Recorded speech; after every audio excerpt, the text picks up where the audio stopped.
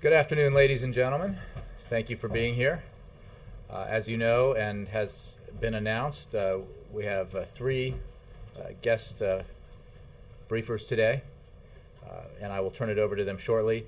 On my right, near right, is Lael Brainerd, Undersecretary of the Treasury for International Affairs. To her right is Michael Froman, Deputy Assistant to the President and Deputy National Security Advisor for International Economic Affairs.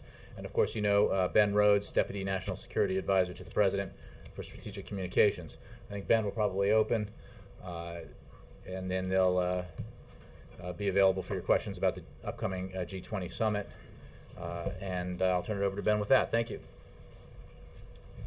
Thanks, everybody. I'll make a few opening comments, run through the President's schedule, then Mike can speak about the G20 agenda, and Lael can speak a little bit more about our efforts to support progress on the global economy. The President will be going down to Los Cabos on Sunday night. Monday morning, he'll begin around 9 o'clock with a bilateral meeting with President Calderon of Mexico. Of course, President Calderon is hosting the summit, so this is a chance for the two leaders to check signals about the summit agenda. They had a phone call recently where they were able to do that. Also, of course, the United States and Mexico are close partners on economic and security issues. President Calderon is nearing the end of his term in office, so it's a good opportunity for the two leaders to recap the progress that they've made together and to look forward in the U.S.-Mexico relationship. Then, later that morning, the President will have a bilateral meeting with President Putin of Russia. This is his first bilateral meeting with President Putin since President Putin was elected and inaugurated. Expect that the agenda for the meeting will cover a range of issues. We continue to have good cooperation with Russia on Afghanistan and the supply of our troops there. The P5+1 talks with Iran will be taking place at roughly the same time as the G20 in Moscow. Russia has been united with the rest of the P5+1 through that process in working to get Iran to live up to its international obligations, so Iran will be a subject. Deepening economic cooperation between the United States and Russia and commercial ties will certainly be on the agenda as well, given Russia's accession to the WTO. Our continued efforts, again, to get greater access for U.S. businesses to Russian markets. Syria, of course, has been a point of difference between the United States and Russia over the course of the last several months.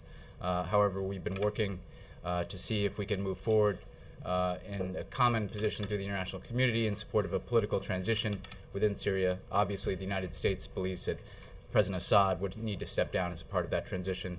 Syria will certainly be on the agenda of their meeting as well.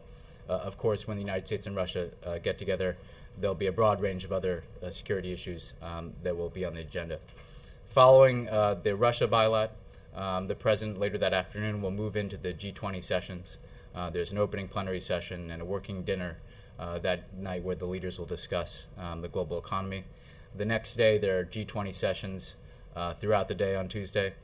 Following the conclusion of the G20 at around 3:30, the President will have a bilateral meeting with President Hu Jintao of China. This will be, I think, the 12th meeting between President Obama and President Hu. They will have a chance to review the progress that was made at the G20 on the global economy, China being, of course, one of our key partners in coordinating action to sustain global growth that is balanced and sustained.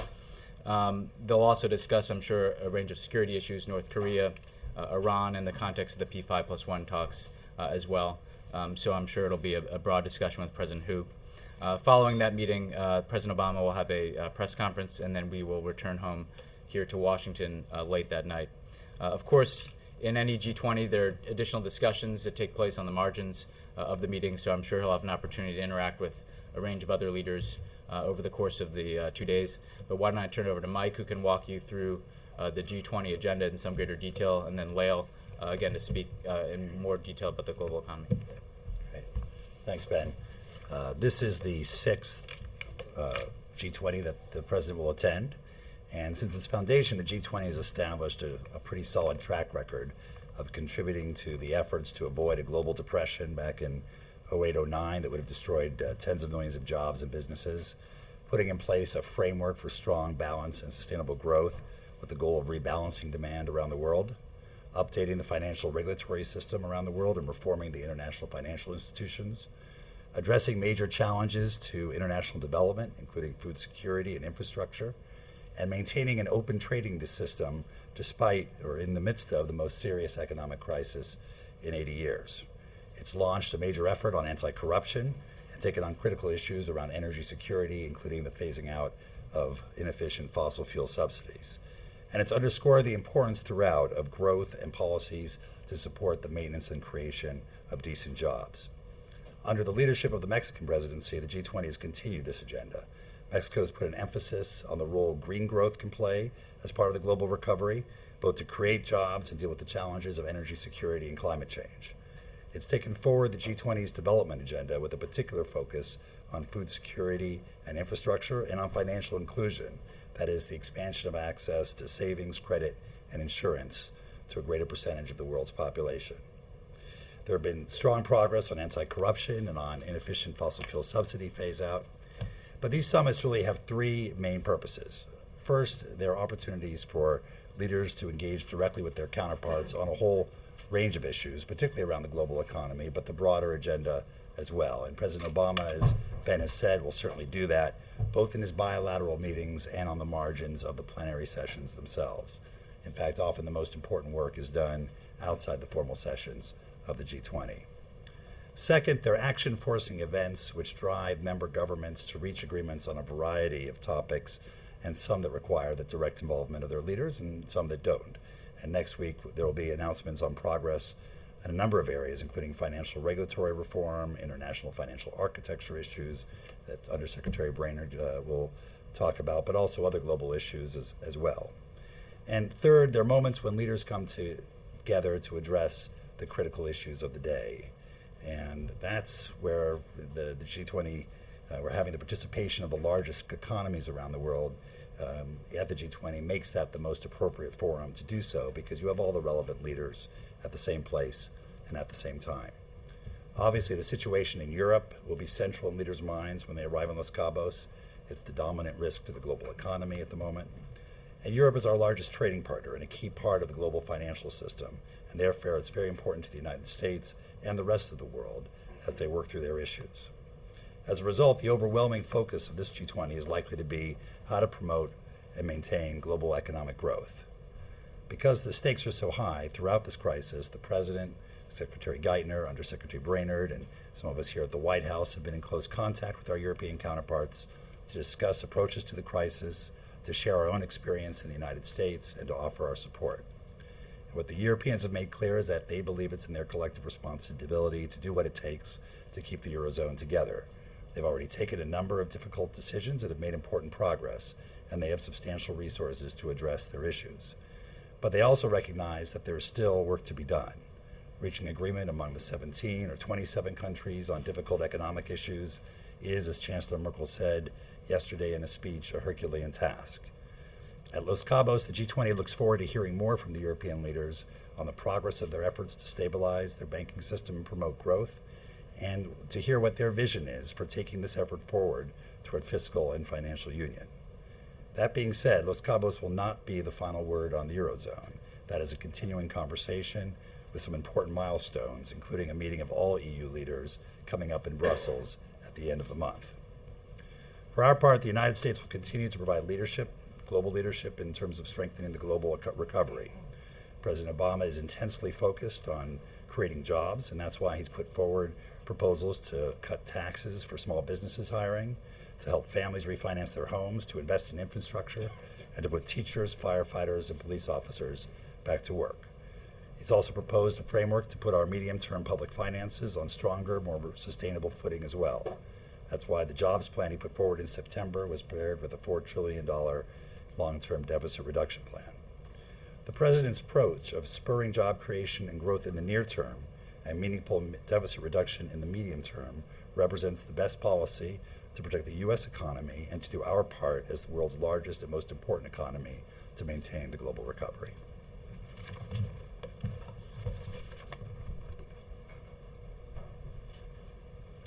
As you know, G20 leaders are coming to Los Cabos at a challenging time. Euro area fragility remains the key risk to our recovery and to the global economy.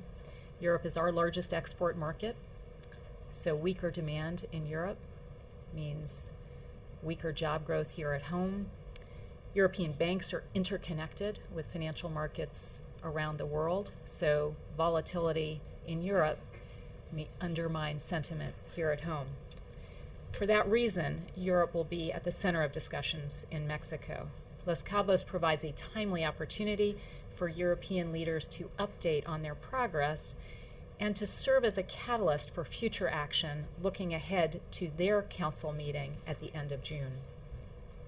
European leaders have told us they are committed to do whatever it takes to strengthen their monetary union. They're currently focusing on 4 important areas to escalate their response. First, European leaders are working to lay out a path to financial union, which is a necessary complement to monetary union.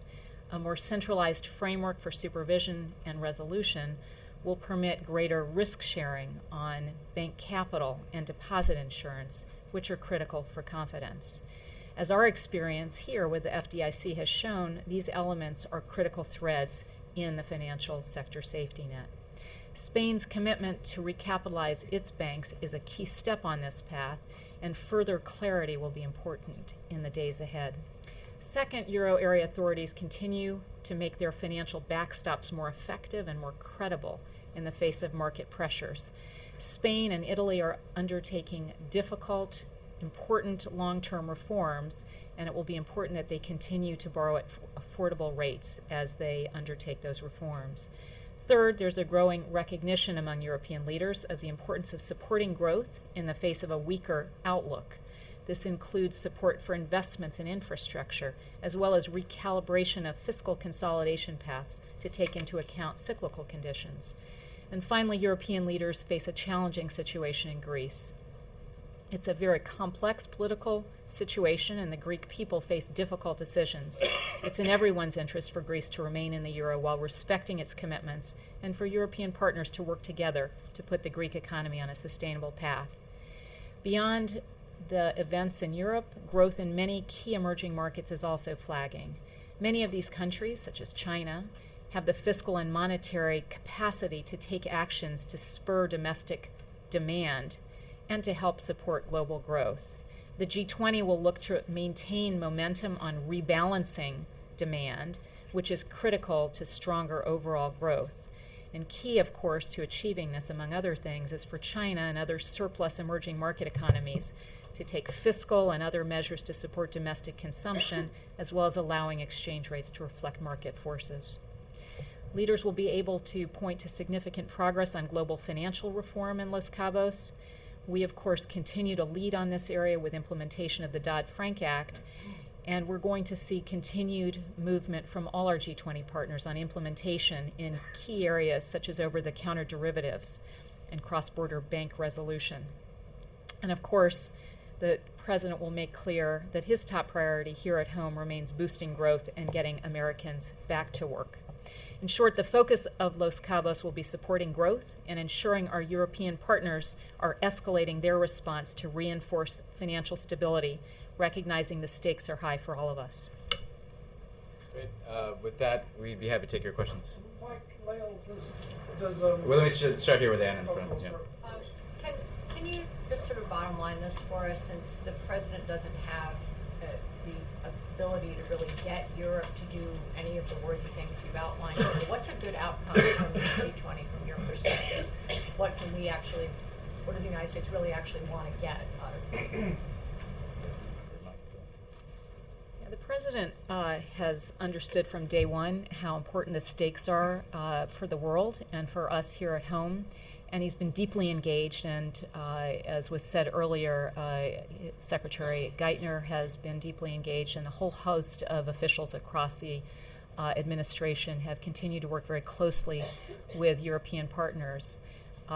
What we expect to see at Los Cabos is European leaders articulating how they're going to move forward on escalating their response to the crisis.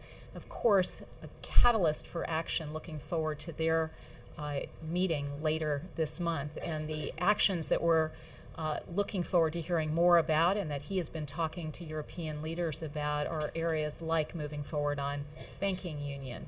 working to reinforce their firewalls, working to reinforce and recalibrate the path of fiscal consolidation to support growth, and charting a sustainable path forward on Greece. And just to add to that, because I think the overwhelming focus of this G20 is going to be reflecting the evolving debate around growth and the critical importance of global growth and global recovery. And the European piece is the most central piece at the moment in that effort. But as Leo laid out before, there are emerging economies that are also slowing down that can take further action. We have our role to play in managing a pathway towards medium-term fiscal sustainability. And so coming out of the G20, I think a unified message about the importance of growth, what all of us can do to contribute to that, and most importantly, what Europe can do in terms of laying out a vision for how it's going to resolve its part of this crisis, is our hope for outcome. Jeff? What can the G20 and the United States do on Monday to calm markets in the effect of a funding freeze after the Greek elections? First of all, it's important to recognize that we are hearing from both our European partners and from the main candidates in Greece, from the Greek people, that they are all looking to find a path forward that will keep Greece in the euro area, even as Greece moves forward on reforms. I think it may take a little time to see the full outcome of the Greek elections, given it's a parliamentary system. But obviously, we will be in close discussions with our European partners. And again, there is a commitment on both sides to look for a path forward to help Greece meet its commitments, keeping Greece in the euro area while recognizing that the Greek people are facing very challenging economic circumstances. But are there measures that can be taken or words that can be said on Monday to give confidence to markets after that election? So I would anticipate that as the election outcome is clearer, and that as the parties in Greece to work to form a government, that we'll hear from our European partners on their plans to sit down with the Greeks and again to find a path forward that recognizes the adverse economic circumstances in Greece. But of course, it's very important that Greece move forward on its reforms. And European partners have been working very closely together on this, as have we in conversations with our European friends. And so I think everyone is well prepared to, in the wake of the elections on Greece, to work together to make sure there's a path forward that's sustainable for Greece and bolsters confidence more broadly. Just one follow-up for Mike, if I could. The G8 had a fairly robust statement about oil reserves. Will that issue be discussed at the G20?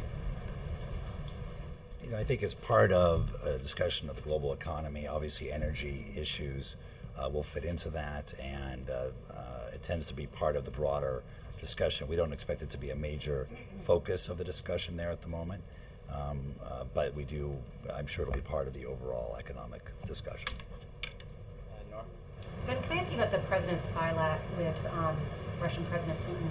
There's a report this morning that Moscow has sent a ship that has combat forces to guard their deepwater port in Tartus. Are we concerned about that? Yeah, I've seen those reports. We obviously have to take a closer look at them to understand exactly what's taken place. Russia has a port that they've transited through in the past, so I can't get into any specific detail on that right now.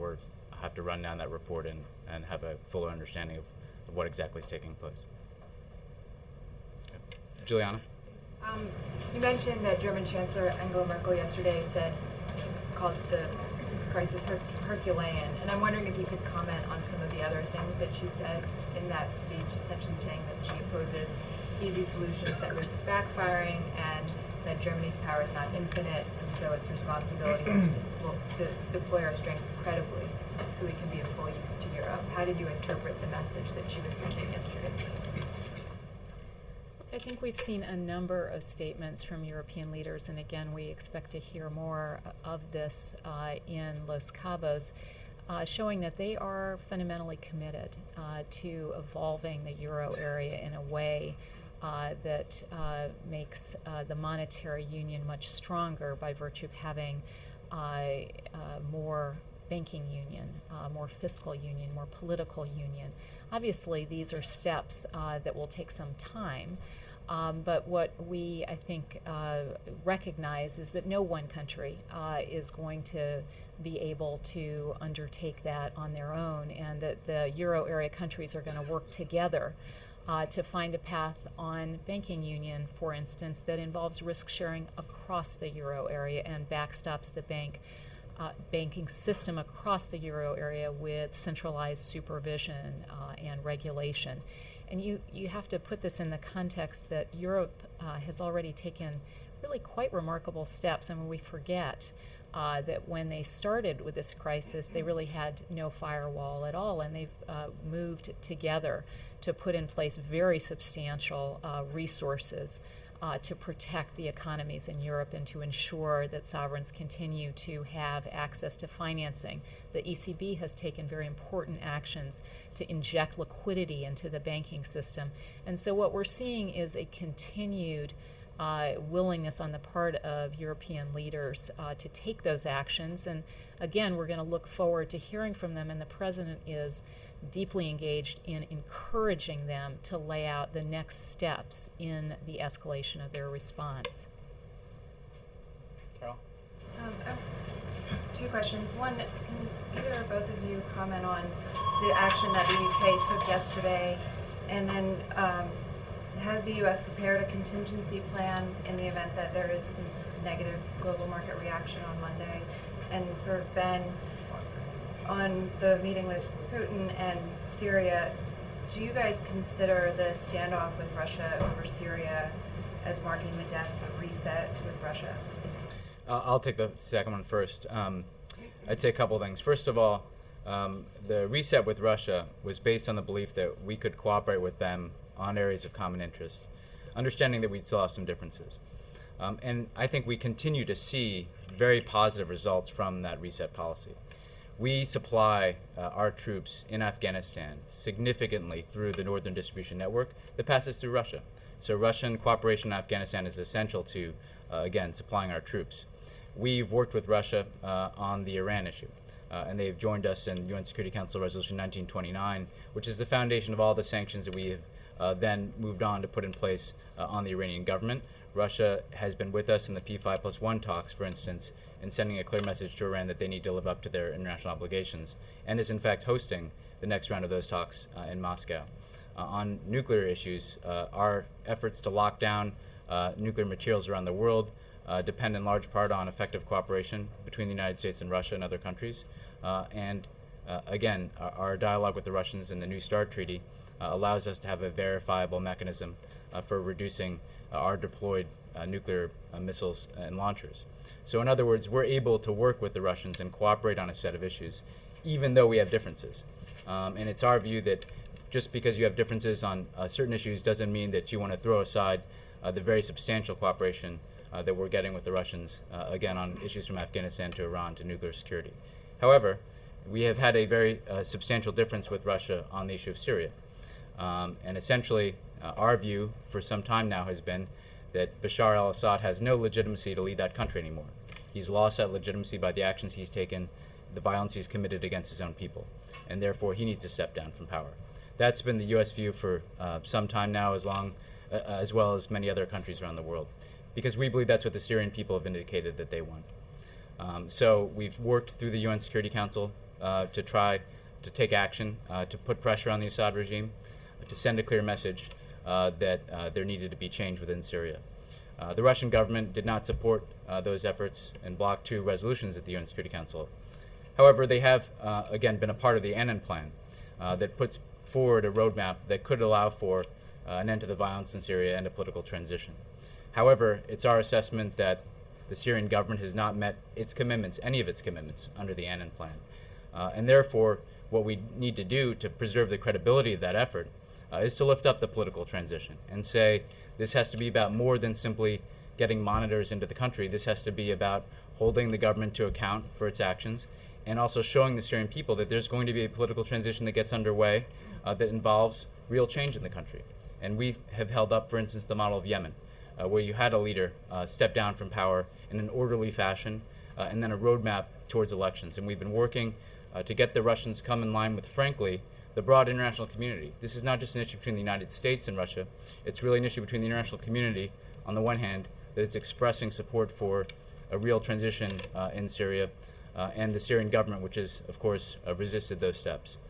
So we'll continue to work through that area of difference with the Russians, because we believe that they can play a role, again, in pressing the Assad regime and supporting a political transition, and that will be on the agenda.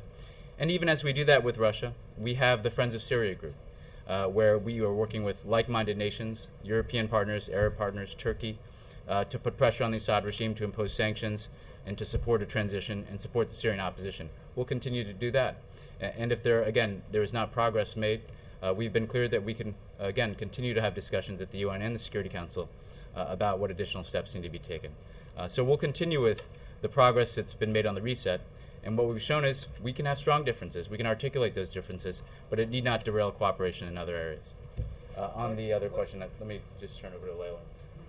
Yeah, so I think it's important to recognize that the president recognized very early on that we needed to help insulate our economy. We needed to provide an insurance policy, that our recovery was still quite vulnerable to headwinds from Europe. And that's why he worked so hard to put in place an economic plan that would provide support for demand in the short run at a time when demand is exceptionally weak in Europe and in other parts of the world, while working on a medium-term plan to put our public finances on a sustainable path, a balanced plan.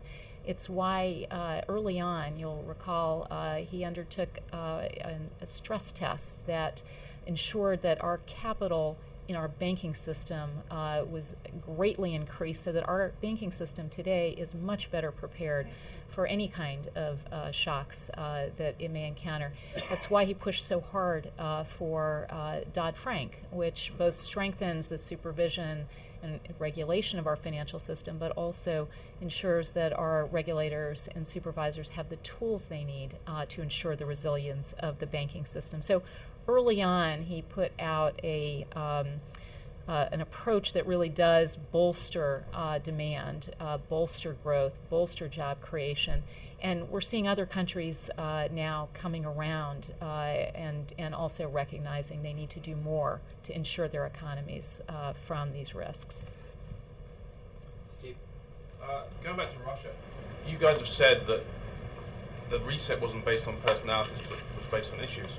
But at the same time, I mean, it's obvious that Putin doesn't have the same kind of sunny sort of assessment of US-Russia interests that Medvedev did. So surely that's going to impact the relationship in some way. And how do you expect the tone of this meeting to go? Well, look, we've always said it's an interest-based relationship, and that, frankly, we weren't going to have a relationship that depended overly on personalities, because what we wanted to do is build a foundation of common interests that could sustain progress.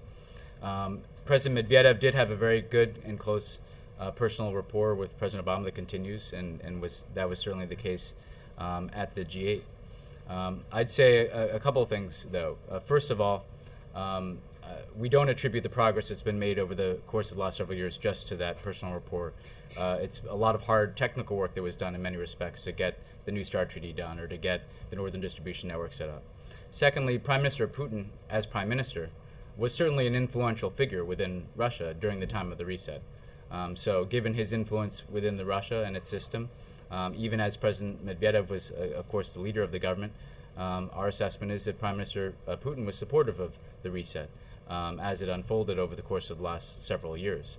Then I'd also say that President Putin has indicated that he is in full agreement with the policies that President Medvedev undertook as it relates to the reset, and that, frankly, he wanted to continue the cooperative nature of the relationship in a set of areas. So in the initial phone calls that President Obama's had with President Putin, the indication that we've given and that the Russians have provided is that we want to continue to build on the common ground that we've had. That said, President Putin clearly is somebody who can articulate where he has differences with the United States, but we can also articulate where we have differences with Russia. And I think our assessment is that being candid with one another and clear with one another is in the best interest of the relationship. So I expect that it'll be a candid discussion. It will get down to business, that we'll be able to sustain cooperation in some areas. We'll have differences in other areas, and we'll work to try to bridge those differences, because the relationship between the United States and Russia is in our interest, it's in Russia's interest, but also it's in the interest of the world community, because when we can work together on issues, again, it opens up the door to much better progress, whether you're talking about non-proliferation and nuclear security, whether you're talking about resolving regional tensions, as in Syria, or whether you're talking about the global economy. Just to follow, could the U.S. live with a Syria that is not ruled by Assad, but retains a kind of close strategic relationship with Russia? We have certainly made clear that our interest in Syria is not the end of any kind of Russian influence.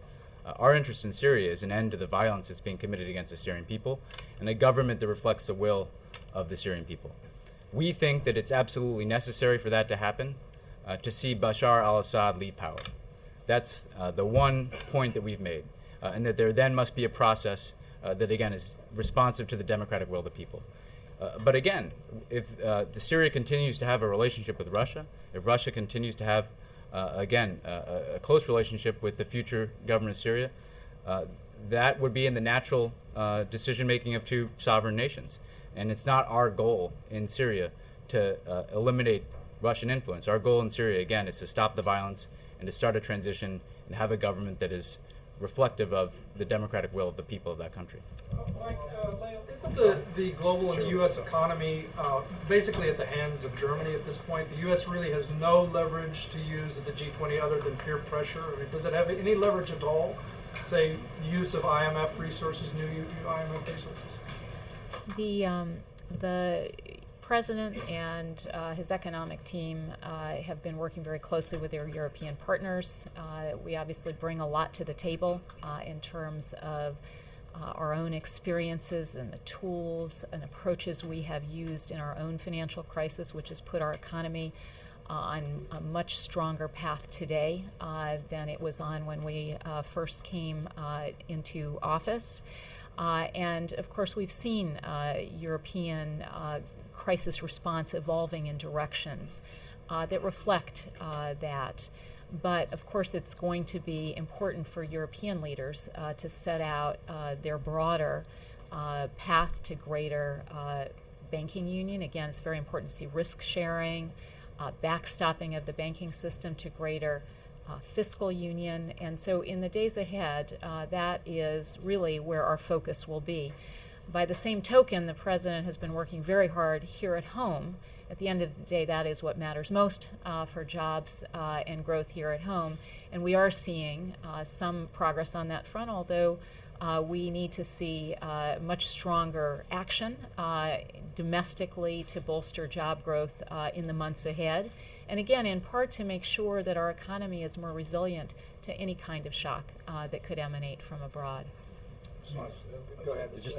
Go ahead, Mike, and then we're just going to have time for a couple more. Let me just to add to that just 2 points. One is, this is not an issue of U.S. leverage. It's Europe doing what's in Europe's interests and what's in the interests of the rest of the global economy.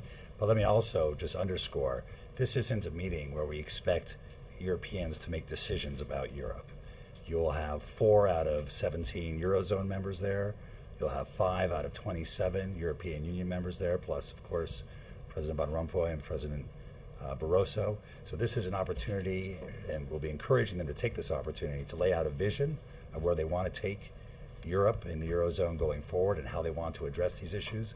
But this is not a meeting where we expect them to come and make decisions for all of Europe. I just want, you all have a call to the Rose Garden, so we just, Ben will call on people, but we got to wrap it up in the next couple of minutes. Take a couple more here. Yeah. Thank you. I wanted to follow up on the Russian thing. Do you expect any deliverables out of the meeting of the two presidents? Frankly, my own feeling about this is that we have a pause in the relationship, and it has nothing to do with the external things like Syria or others. but more maybe with the difficult political season in the U.S. So do you expect real progress in any areas this year? Well, we'd absolutely like to see progress in a set of areas. Again, on Iran, the Russians are deeply invested in progress in the P5+1 talks, not just as a member of the P5+1, but as the host nation for the next round of those talks. And so we'll want to be coordinating with the Russians and the rest of our P5+1 partners to see progress in getting Iran to live up to its obligations. On Syria, we would like to see Russia as a part of an international effort to support a political transition within Syria that's entirely consistent with the Annan Plan that speaks about a political transition. So we believe there's space for agreement, but again, our view is that a political transition has to involve Bashar al-Assad leaving power. On commercial ties, we're actually in agreement in seeking greater access to Russian markets for U.S. businesses and seeking the repeal of Jackson-Vanik, for instance, to facilitate that effort. So I think there is areas of agreement and areas where we'd like to make progress, even though we recognize there have been difficulties and tensions and aspects of the relationship in recent weeks. Sure, yeah. Thank you. Two questions. One, this week a high-level U.S.-India strategic dialogue took place in Washington, and yesterday President called the Prime Minister of India, Mr. Singh. What role President played in those talks here, and also if they are going to meet in Mexico one-on-one? And second, my question on the corruption. As far as corruption is concerned, trillions of dollars are sitting in Swiss banks, which are not accountability, and there is no. It's from the terrorists and also from corrupt Indian politicians, and Indians are asking U.S. help now to bring those $1 trillion plus in the Swiss banks back to India because of those are illegal money which is used by terrorists also. Yeah, I'd just say a couple things. First of all, I think we were able to have a consultation here between the United States and India over the course of the last 2 days. President Obama spoke to Prime Minister Singh. They talked about the G20 agenda. I think they're in broad agreement about the need for there to be steps to promote global growth, about the need to have, again, European leaders use the G20 as an opportunity to discuss their plans around the Eurozone. So I think that call was very much about coordinating efforts leading into the G20. At the same time, we've continued our strategic dialogue with India that runs across a range of different sectors. We want to see deeper strategic cooperation between our two countries. For instance, as we deal with the future security of South Asia and Afghanistan, as the United States draws down there, we'd like to see deeper economic cooperation, including increased U.S. Exports and commercial ties with India, and that's something that was discussed in recent days, and the President is personally very supportive of those efforts. I think I'll have a chance to see Prime Minister Singh on the margins of the G20 in the context of leaders speaking. There's not a formal bilateral meeting planned. On corruption, I'd just say we've been supportive of efforts within India to crack down on corruption. The G20 also has been a forum that we've used to lift up the issue of corruption so that countries can share best practices and join cooperative efforts to combat corruption. And can you just clarify that the U.S. has no emergency contingency plan should the euro crisis devolve? Should we go over the precipice? I know you said the U.S. has been insulating itself, preparing itself, but can you just confirm that the Treasury and the White House has no special contingency plan for this? Let me just say first, again, it's important to recognize that we will look forward to learning about the outcomes of the Greek elections, but we already are seeing substantial indications on the part of European partners who we're very engaged with, on the part of many of the political leaders in Greece, that everyone recognizes that Greece needs to find a path forward within the euro area, and Greece needs to find a path forward that continues to undertake the difficult reforms while receiving support from its European partners and the broader international community. Separately, of course, we are, across the U.S. government, always making sure that we have a toolkit and that we are well prepared for any set of exigencies that may arise. And so, of course, there is a set of tools that are well understood, and there is always, in any time period, readiness. But I want to go back to the basic point, which is, we're going to hear from European partners in Los Cabos. They're very focused on restoring confidence, charting a path forward that contributes to financial stability, and one of the core elements is to make sure that Greece is on a sustainable path while respecting its commitments within the Euro area. Okay, it's going to have to be the last one, only because the President does have an event and we need to move folks there, and I'll read the week ahead. Would the U.S. be supportive of some form of central bank joint intervention if the outcome of the Greek election causes more market turmoil? And what is the role of central banks in this? So, of course, we would refer you to the Federal Reserve on that issue. I think we're gonna have to wrap it up just because the President does have an event. I have a week ahead to read. I want to thank our participants today, and thank you for your questions. I'll provide you a week ahead schedule for the President for next week. As you know, on Monday and Tuesday, and if this is news to you, you weren't listening, the President will be at the G20 summit in Los Cabos, Mexico. The President will return to Washington, D.C. on Tuesday evening. On Wednesday and Thursday, the President will attend meetings here at the White House. On Friday, the President will travel to Orlando, Florida, to deliver remarks at the National Association of Latino Elected and Appointed Officials annual conference. The President will return to Washington, D.C. that evening. And that's your week ahead. Thank you all very much.